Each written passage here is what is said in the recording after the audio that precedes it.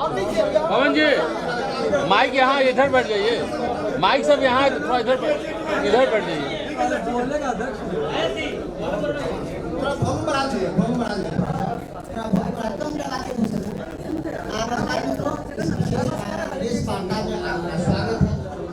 आज बड़ा ही हर्ष के दिन है।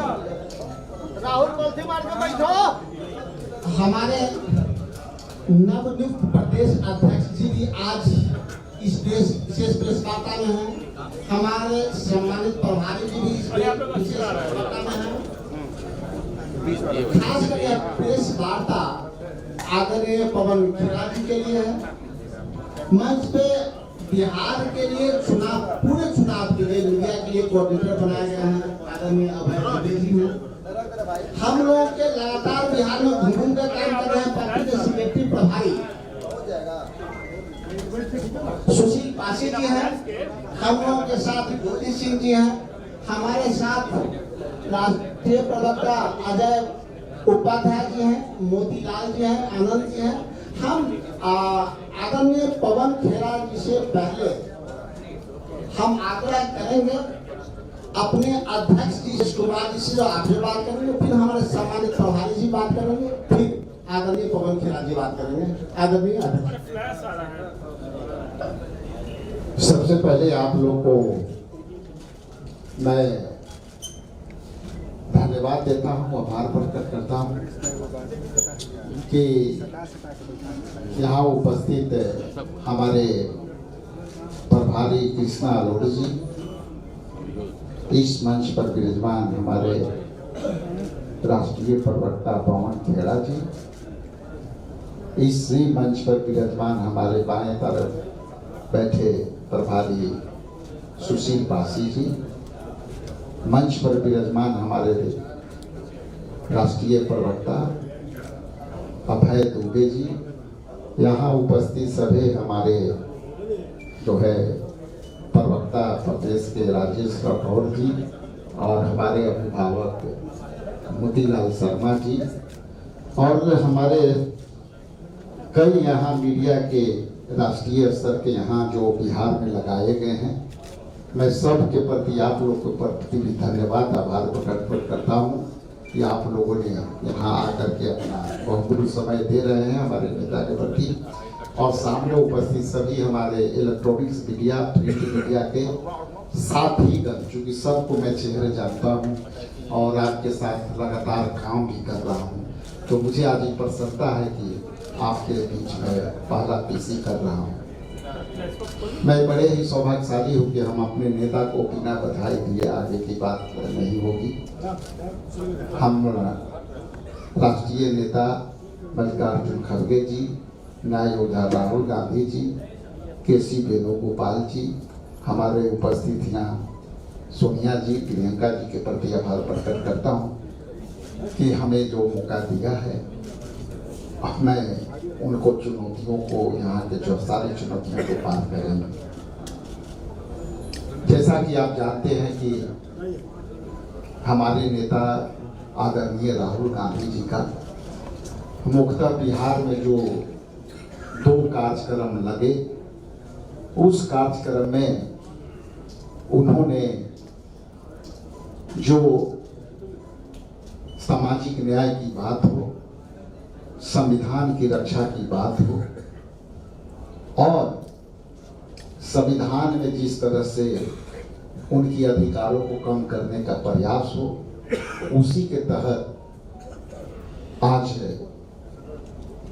महादलित परिवार के लोगों को जो शुरुआत किया है, उस कड़ी में आज ये पहला कड़ी अंकित हो गया है जो स्वर्णिम अक्षरों में रखा जाएगा। बस अंत में मैं एक ही बात कहूँगा कि हम बिहार के गौरव को बढ़ाएंगे, चूँकि हमारी सत्ता जो है वापस आएगी। आने वाला समय में हम 1990 के इसको यहाँ लाना चाहते हैं और दलितों की हिस्सेदारी की बात नहीं, उनको हाथ में सत्ता जो है देने की बात राहुल जी ने किया है और हम उनके प्रति आभार प्रकट करते हुए आगे के मैं प्रबोधन के लिए राष्ट्रीय प्रवक्ता कृष्णा आदरणीय प्रभारी राहुल गांधी जी के नेतृत्व में यहाँ मार्गदर्शन कर रहे हमारे प्रभारी कृष्णा अलावड़ू जी के मैं लेता। धन्यवाद राजेश जी।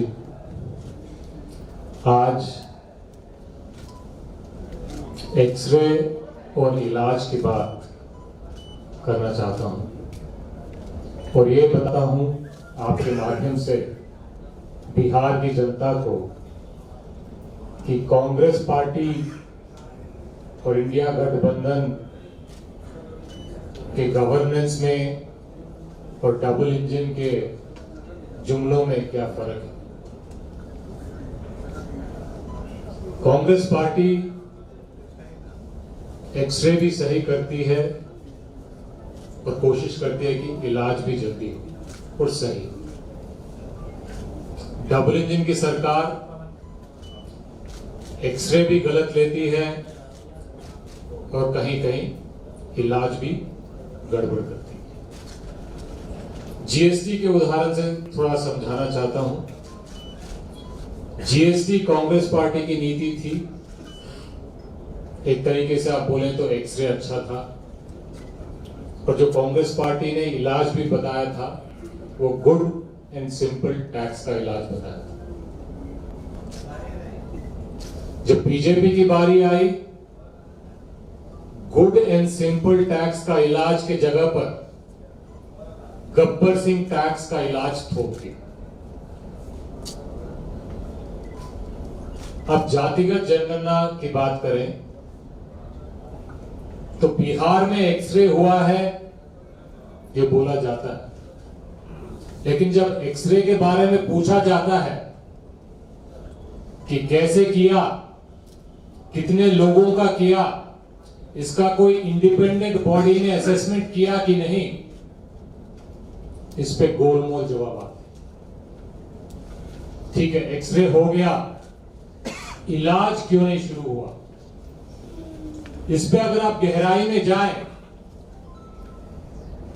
यहां भी एनडीए की सरकार, केंद्र में भी एनडीए की सरकार, डबल इंजन सरकार है तो इलाज डबल स्पीड से शुरू होना चाहिए था, लेकिन आज तक यहां पे इलाज शुरू नहीं हुआ।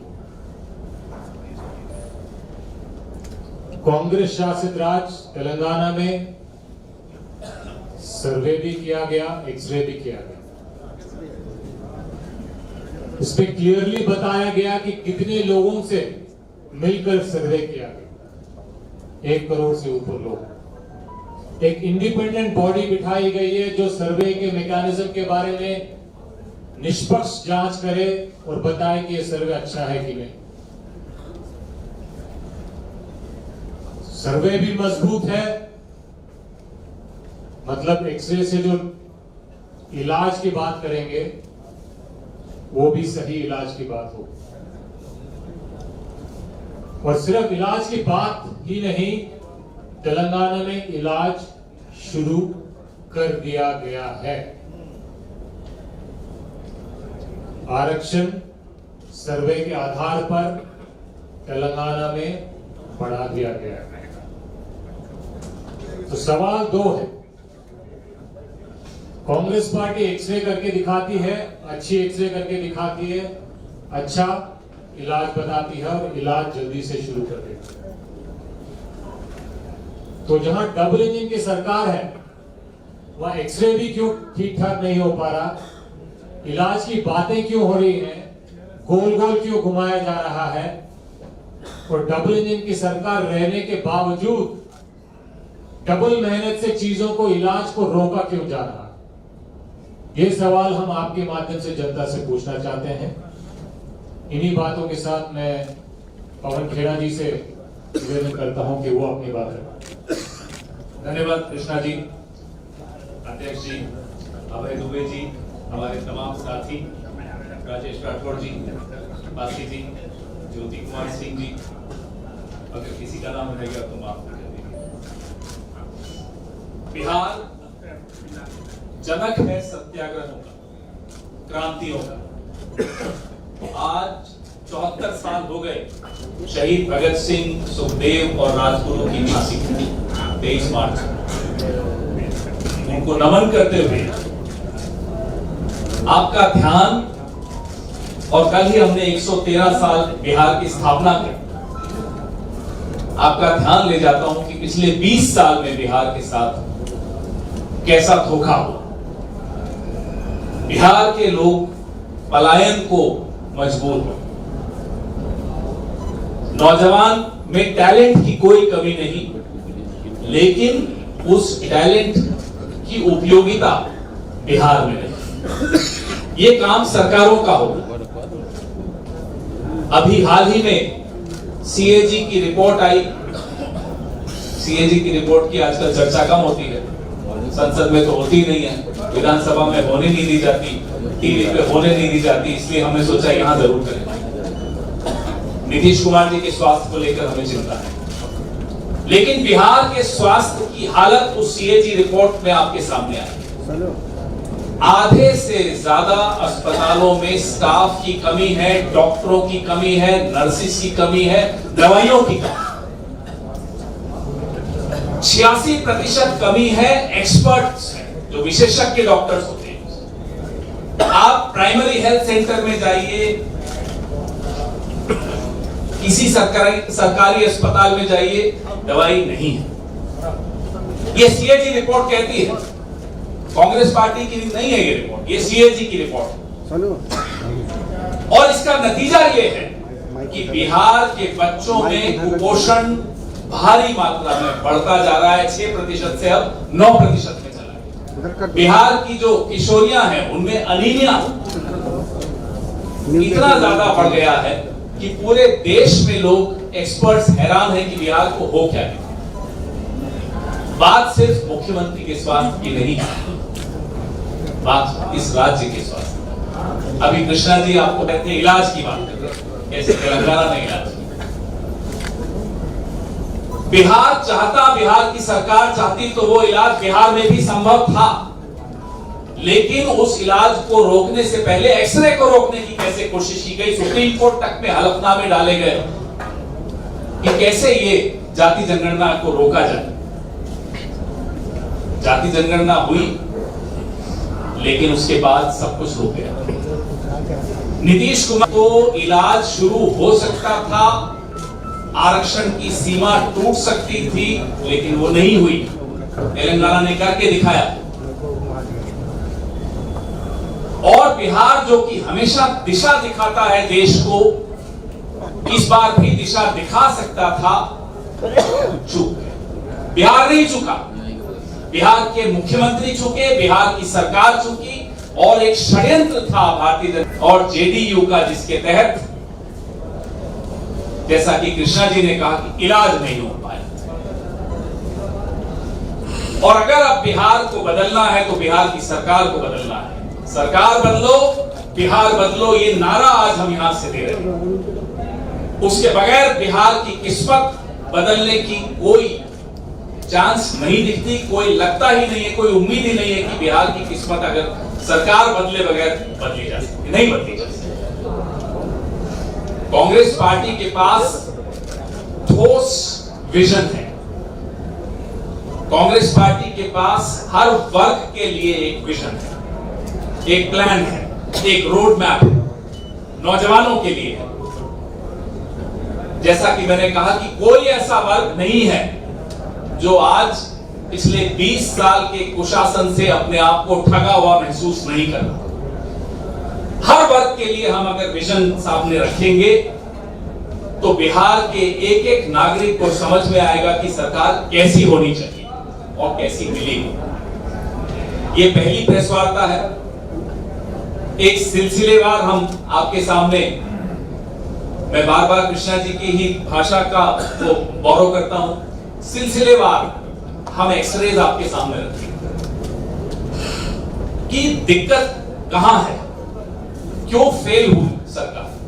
कौन से विभाग में क्या हुआ, कौन सी सीएजी रिपोर्ट किस विभाग के बारे में क्या कह रही है, राजेश जी तो असेंबली में उठाएंगे ही, हम आपके सामने यहां भी उठाएंगे। और उसके बाद समस्या तो आपने देख ली, समाधान क्या, समाधान भी कांग्रेस पार्टी आपके सामने, आपके माध्यम से बिहार के लोगों के सामने रखी। और हमें पूरी उम्मीद है बिहार बदलाव चाहता है, अपनी किस्मत में बदलाव चाहता है, अपने नौजवानों के भविष्य में बदलाव चाहता है, अपने वर्तमान में बदलाव चाहता है। और इसलिए बिहार जानता है कि बदलाव तभी संभव है जब सरकार को बदले। आपके सवाल। पवन खेड़ा साहब, आपने कहा कि 1990 के पहले का जो कांग्रेस था उस स्थिति में हम पार्टी को लाना चाहते हैं बिहार में। 1990 के पहले आपका किसी पार्टी से यहाँ गठबंधन नहीं था, अपने दम पर सरकार सत्ता में, अपनी पार्टी सत्ता में थी। तो क्या ये माना जाए कि जो विधानसभा चुनाव होगा 2025 में, लास्ट में अक्टूबर नवंबर में, तो आप किसी पार्टी से गठबंधन नहीं करेंगे? आप सवाल किसी भी समय पूछ सकते हैं, जवाब का समय आता है तब सब जवाब दिया जाता है। अभी गठबंधन पर ऑप्शन ओपन है। मैंने कहा आप सवाल किसी भी समय कोई भी सवाल पूछ सकते हैं, ये आजादी कांग्रेस पार्टी हमेशा मानती है, पत्रकारों के पास है, लेकिन सही सवाल का जो सही जवाब है उसका एक सही वक्त आता है। पवन खेड़ा जी, पिछले 4-5 सालों में आपके 3 अध्यक्ष बदले गए, अगर कांग्रेस के कार्यकारिणी तक बंद नहीं हुआ, क्या लगता है कि बिहार चुनाव में आप ऐसा कौन सा विजन लेकर के आएंगे कि लोग आपको वोट करेंगे? मैं प्रभारी कृष्णा अलवरू जी को कहूंगा कि इसका उत्तर। धन्यवाद। सवाल ये है कि बिहार में कांग्रेस पार्टी क्या विजन लेके बिहार की जनता के पास जाएगी। बिहार में कांग्रेस पार्टी का विजन ये है कि आने वाले 6 महीने में जनता से शुरू कर आप सब मीडिया बहन और भाइयों तक जनता के मुद्दों पे सबसे पहले चर्चा होनी चाहिए। जो मुद्दे बिहार को और बिहार के लोगों को परेशान कर रहे हैं, उस पे जनता और मीडिया को पहले सरकार से रिपोर्ट कार्ड मांगना चाहिए। क्या आपने महंगाई कम की? क्या आपने रोजगार दिए? क्यों पेपर लीक हुए? क्यों भर्तियां नहीं हो पा रही हैं? क्यों शिक्षा खराब है? स्वास्थ्य के बारे में पवन जी ने बताया, यह हालत क्यों है? भ्रष्टाचार दिन ब दिन क्यों बढ़ता जा रहा है? जो अंग्रेजों के जमाने में पुल बने थे वो नहीं टूट रहे हैं, लेकिन डबल इंजन के सरकार के जमाने में जो पुल बने हैं वो रोज टूट रहे हैं। क्यों? लॉ एंड ऑर्डर की क्या बात है? पटना में दिन ब दिन घटनाएं घट रही, बाकी बिहार में भी जो लॉ एंड ऑर्डर की स्थिति है वो आपसे छुपी नहीं है। पुलिस वालों तक पे हमले हो रहे हैं। ये है आज बिहार की स्थिति, ये है आज डबल इंजन की बिहार का रिपोर्ट कार्ड। आपको क्या लगता है कांग्रेस पार्टी इन मुद्दों को लेकर जनता के पास, जनता के आवाज बनकर सरकार से सवाल पूछेगी और इन सब मुद्दों का समाधान लेके जनता के पास जाएगी और जनता के विश्वास जीतने का प्रयास हम करेंगे। ये हमारा बिहार के जनता के लिए कांग्रेस पार्टी का आने वाले दिनों में रणनीति है और ये हमारा विजन रहेगा। आपने कहा कि जनता के पास आप लोग जाएंगे, लालू जी के पास कब जाएंगे? जब भी इंचार्ज बदले हैं, जब भी अध्यक्ष बदले हैं, तो सबसे पहले लालू जी के पास जाते रहे। क्या ये बिहार में कांग्रेस पार्टी, इंडिया गठबंधन सबसे पहले जनता को प्राथमिकता देती है। हम सब जनता के बीच में अलग अलग तरीके से जा रहे हैं और जैसे पवन जी ने कहा, गठबंधन के मामले पे सही समय पर आपको सही उत्तर आपके सारे प्रश्नों का मिल जाएगा। अभी आप दोबारा वही सवाल पूछेंगे तो जवाब भी दोबारा वही आएगा, तो आपको भी मजा नहीं आएगा। धन्यवाद। सर, मेरा सवाल ये है, चुनाव बहुत नजदीक है, आपके सारे सदस्य जो नागरिकों के विषय सदस्यता अभियान पूरा कर, आप बिना कार्यकर्ताओं के कहाँ पर? सवाल यह है कि बाकी जो पार्टियां हैं सदस्यता अभियान पूरा कर चुके हैं, कांग्रेस पार्टी इसके बारे में क्या कर रही है और आगे कैसे बढ़ेगी? कांग्रेस पार्टी की बिहार की जनता और बिहार के लिए विजन भी है, रणनीति भी है, प्लान भी है, और इस पे हम धीरे धीरे आगे बढ़ रहे हैं। और मैं सब चीजों को बारे में अभी मीडिया से खुल के बात करने की स्थिति में नहीं हूं, लेकिन इतना जरूर बोलूंगा कि आप देखते रहिए, आपके काफी सवालों का जवाब आपको खुद ब खुद मिल जाएगा, क्योंकि कांग्रेस पार्टी अभी एक्शन मोड में बिहार में आ गई है। कृष्णा जी, एक सवाल ये है कि आपने बहुत अच्छे तरीके से ये रखा कि एक्सरे सही नहीं कर पा रही है, एक्सरे नहीं होगा तो इलाज भी सही नहीं होगा। तो आपने डबल इंजन के बारे में कहा कि अप्रोच भी डबल अप्रोच होना चाहिए था, अप्रोच भी गलत होगा। तो मेरा ये सवाल है कि कर्नाटक में भी जो जाति जनगणना का सवाल आपने उठाया कि बिहार में ठीक से नहीं कराया गया, तो कर्नाटक में भी जाति जनगणना जब आपकी सरकार उस समय थी पहले तो कराया गया था। दूसरी बात है कि जब मनमोहन सिंह प्राइम मिनिस्टर थे तो सोशियो इकोनॉमिक कास्ट सेंसस भी कराया गया, तो दोनों का रिपोर्ट सामने नहीं आया। इसका मतलब वो प्रक्रिया में कहीं खामी रह गई थी। तो एक्सरे का जो आप बोलते हैं कि बहुत अच्छा होता है, तो ये इधर से सवाल किया जाता है, मुख्यमंत्री जी और बिहार में भी लोग सवाल करते हैं, क्या करना है इसके बारे में, क्या करना है? कांग्रेस पार्टी का अगर आप गवर्नेंस का ट्रैक रिकॉर्ड देखो और बीजेपी के या एनडीए के सरकारों के साथ आप कंपेयर करो, केंद्र में हो या किसी भी राज्य में, तो आपको ये दिखेगा कि कांग्रेस पार्टी गवर्नेंस में अच्छी नीतियां भी लेके आती है और उसकी अच्छी इंप्लीमेंटेशन भी करती है। चाहे वो मनमोहन सिंह के समय में केंद्र में हो, या चाहे वो बिहार में हो, चाहे राजस्थान में हो, छत्तीसगढ़ में हो, तेलंगाना में हो, कर्नाटका में हो। ये जरूर बात है कि हर वक्त हर सरकार से हर काम समय पे नहीं हो पाता है, लेकिन अभी पूरी जोर शोर से हम इन मुद्दों पे काम कर रहे हैं। और जैसे आप देख रहे हैं, वर्तमान में हम सिंगल इंजन सरकार भी होते हुए डबल इंजन सरकार से ज्यादा तेजी से काम कर रहे हैं, एक्सरे भी कर रहे हैं और इलाज भी कर रहे हैं।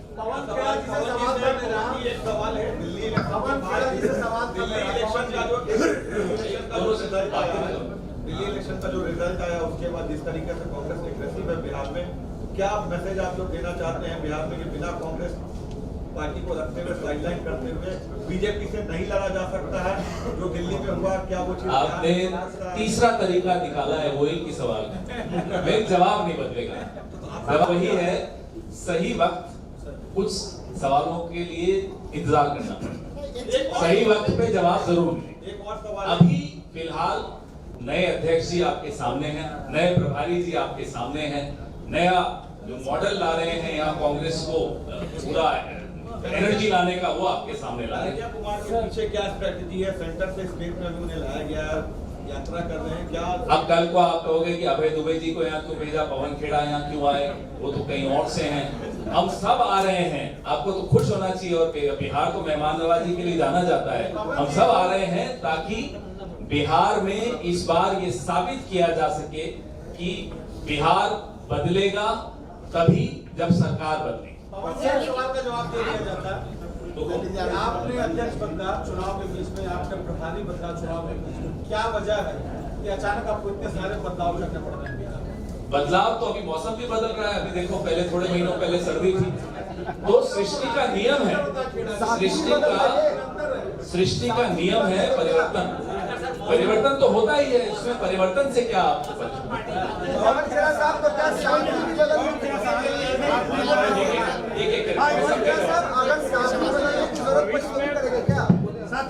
आपको आपको बदल रहे हैं तो क्या साथी भी बदलने की जरूरत पड़ी तो भी करेंगे? इसको बदले साथी साथी तो आपके हैं। आप भी हमारे साथी हो तो चाहते हैं कि हमारी दोस्ती बनी रहे। और बताइए,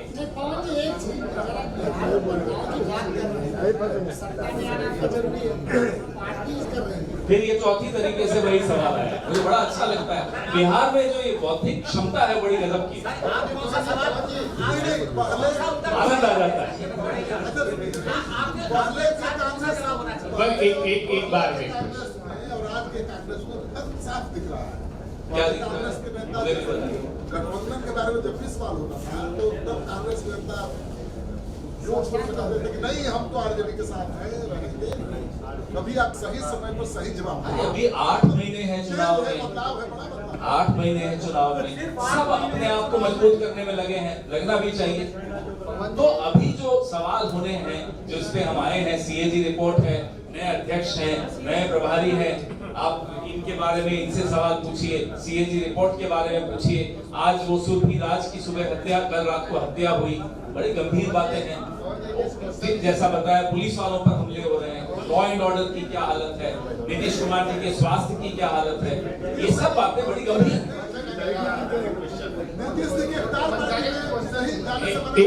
एक मिनट आपका ये पूछ रहा हूँ कि आपने जैसा कि एक्सप्लेन किया राज्य के स्वास्थ्य के बारे में, तो what do you like to say about the health condition of Nitish Kumar? No, we are worried. We are worried. We are worried for Bihar. We are worried for Nitish Kumar himself.